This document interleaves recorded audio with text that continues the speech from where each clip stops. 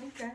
Good All right. morning, Miss Sanana. Well, yeah. Good morning. How are you? Good. How are you? I'm fine, thank you. Okay, my name is Wendy. I'm a nurse practitioner student, Okay. and today I'm gonna do some different type of assessment. Okay. And as I'm going through the assessment, I will try to tell you what I'm doing and Okay. make you aware of what I'm doing. Okay. Okay.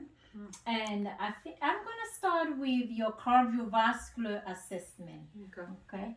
And for that reason, I purposely stood up here on your right side because I'm gonna start with your what we call the carotid artery and also the jugular vein. Okay, if you can just slightly position yourself. Okay, very good, very good. That's good.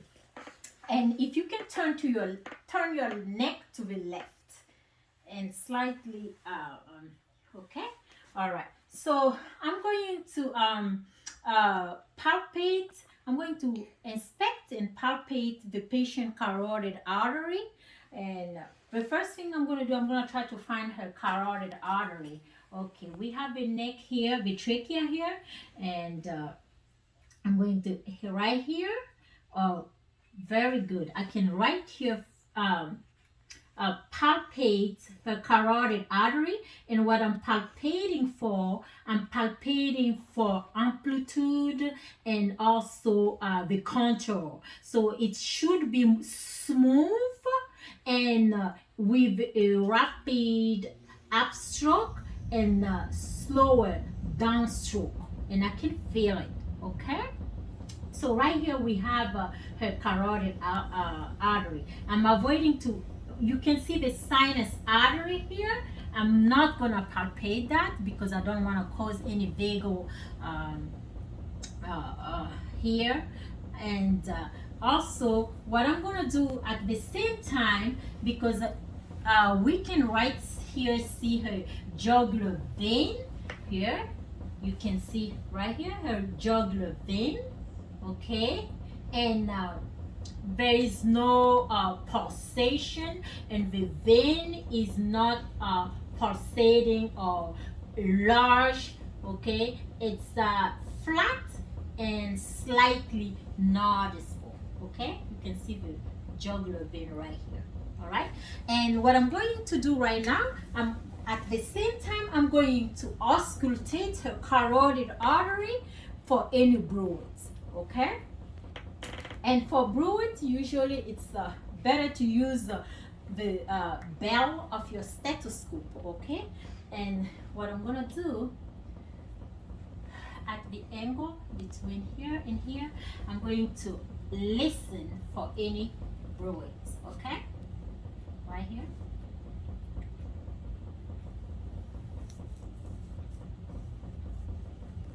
No bruits.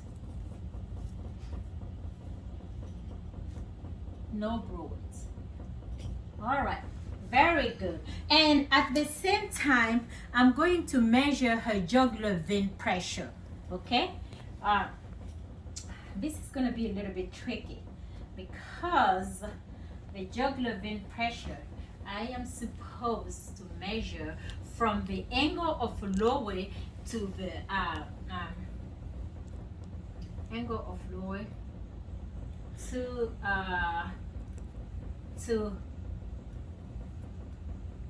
the jugular vein. Oops, this is gonna be a little tricky. All right, okay, very good.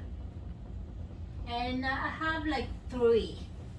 Okay, so that was the jugular vein pressure that I measured, and it's like 3. All right, so once I'm done with that, I'm going to go down and go through the aortic valve, the pulmonic valve, the Erb's point, the tricuspid valve, and the mitral valve. Okay, so the aortic valve is found at the right second intercostal. Okay,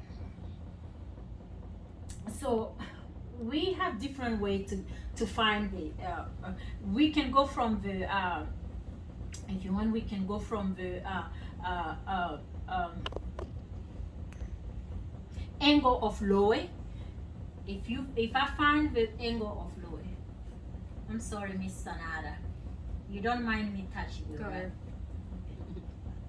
So right here I have the angle of Lowe, and so this is the at the same time the second rib. So if I go down to the intercostal,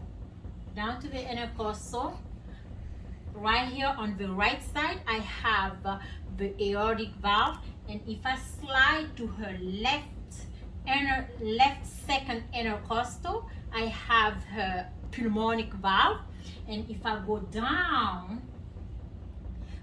to her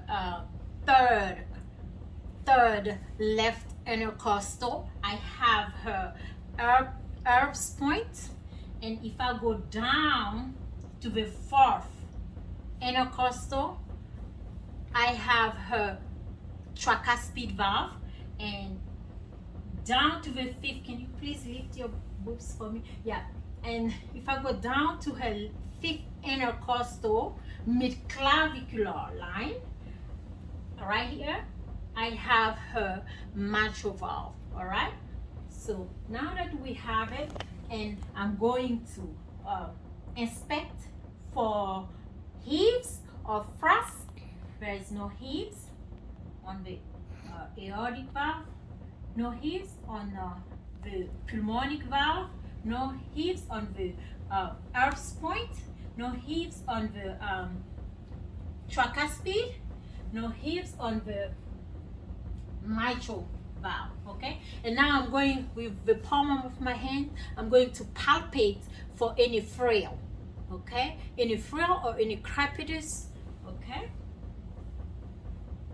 the aortic, okay, the pulmonic, the Erb's, no frills, the tricuspid, no frills,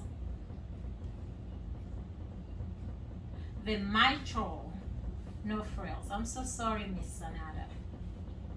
I know in our culture this is, but I'm sorry. We're in America. Okay, so there is no frill. Okay, all right, and so now I'm going to auscultate, and I'm auscultating for the rate, the rhythm. Okay, the rate, the rhythm, the regularity. Okay, and the diaphragm of my stethoscope. This stethoscope is supposed to be really good. I don't know why. Okay, now I blocked all kind of noise, and the aortic valve, the right second intercostal space. Okay, you can go from the angle of Lowe down to the inner.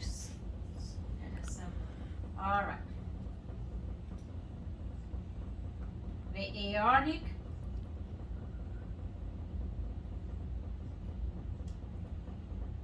very good, locked up. And this is the pulmonic, very good, locked up. And the Erb's, and I'm listening for regularity, for rhythm, and the rates. Okay, and the tricuspid,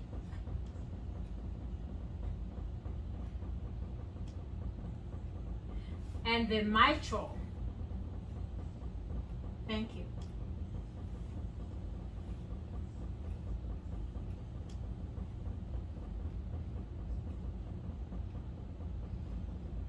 Very good. Okay, so now I'm going to listen for S2 and S1. So S2 is best heard at the pulmonic and the aortic, and S1 is best heard at the apex, where is also the PMI. Okay. So I'm going to listen first to S2 at the aortic and pulmonic, okay?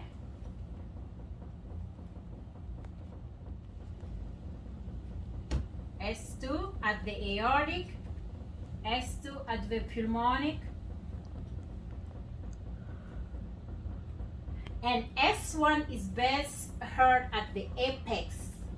Miss Sanada, would you mind lifting? Yeah.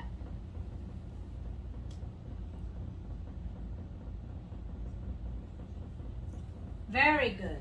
Okay.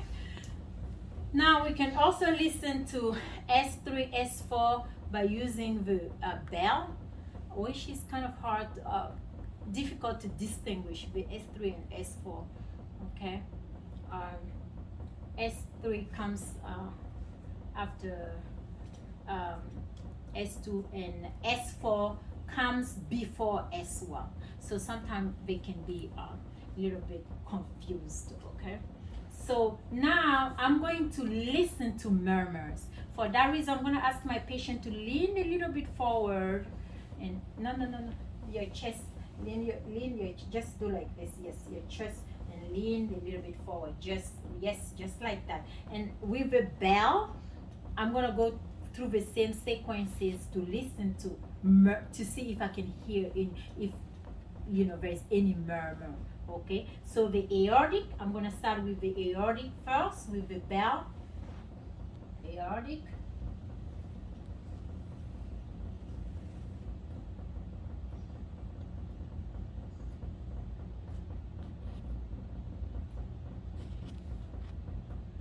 The pulmonic.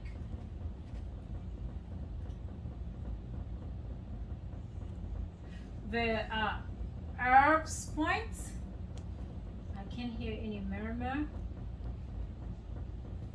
The tricuspid.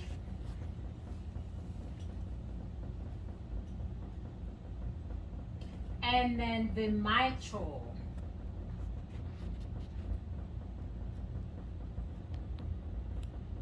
Okay, so I couldn't hear any murmur. If I was to hear one, I should have time it and measure it and everything else, but I couldn't hear any murmur.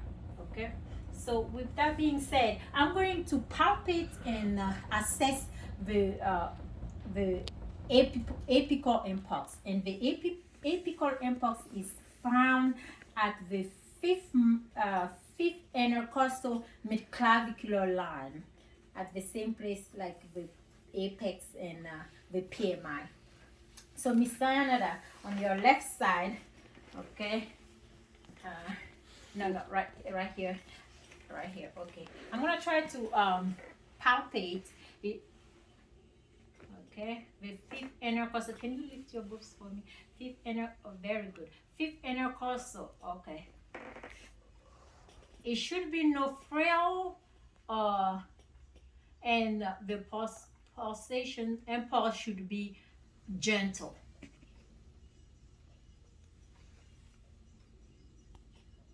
And since I can really hear, I'm gonna ask my patient to lie to her left side.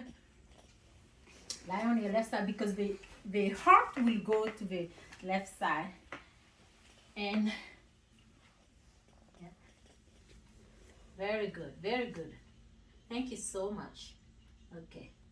Yep.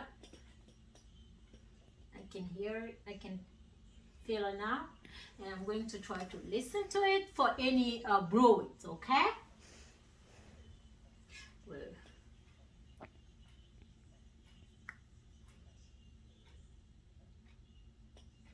all right, very good, my patient. Okay, now you can sit up.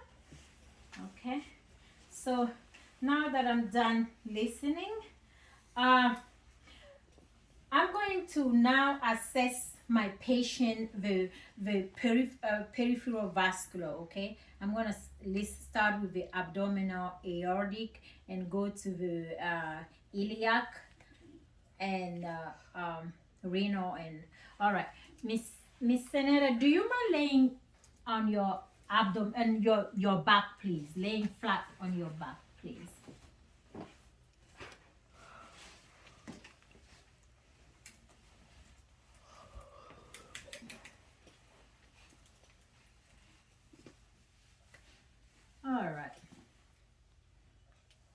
Okay, we are getting there. All right, so now I'm going to auscultate the abdominal aorta, the renal, the iliac, okay, and the femoral artery for any bruise or any murmur, okay. So I'm gonna start with the abdominal aorta, right above the umbilical, okay. And for any bruise, I think it's always better to use the belt of your stethoscope. All right. Just a little bit. All right. Oh, very good. Thank you so much. All right. So right above her umbilical. Okay. I'm going to listen for any bruit or any murmur.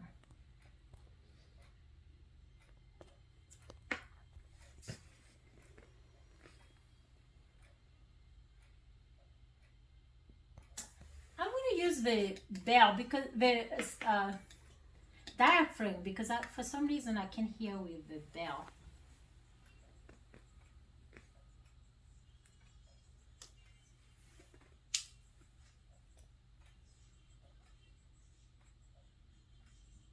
Okay, now I can hear.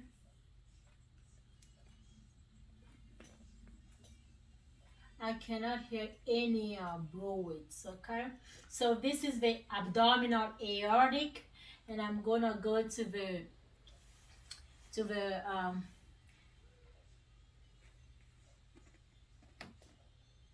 renal, il-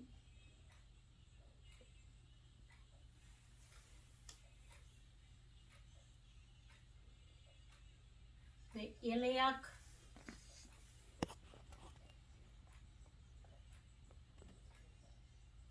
okay?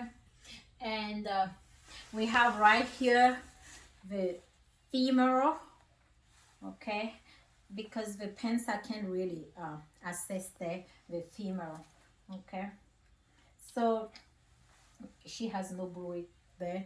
And while she's laying like that, I'm gonna just assess the upper extremities, peripheral vascular, okay? And I'm gonna start with her skin color on her upper extremities. I can see her skin color is normal for her ethnicity. It's eco and her skin using the back of my hands. I'm gonna touch her to see she's warm, nice and warm, okay. And I'm going to assess for capillary refill. The nail of her bed, the nail bed is pink, which is normal. And when I pinch in, it refills less than 2 seconds, which is normal. That's the normal. It should refill less than 2 seconds, okay. And I'm going to assess her radial pulse, and I'm assessing for strength. I'm assessing simultaneously because I want to assess for strength. The strength is normal, it's like +2, I can feel it. And the regularity and the rhythm is normal, it's regular, the rhythm is regular, okay. All right. And the rate is normal. Okay, so this is the radial pulse. The brachial pulse, right here. Let's feel it. Very good. I can feel it. It's regular. It's normal +2. The strength is like +2, and the rate is normal. Okay, and I'm going to assess also on the lower extremities. The color of her skin is normal for her ethnicity, and I'm going to touch her feet. It's warm, nice and warm, okay. And I'm going to assess for capillary refill. You see, when I pinch, it feels less than 2 seconds, which is normal. And I'm going to assess for edema. This patient has no visible edema, okay? And I'm going to assess for pitting edema. When I punch in, goes right back up, so there's no pitting edema on this patient, okay? And I'm going to assess her dorsally pedal pulses. And how I find them, I go between here and I go down. And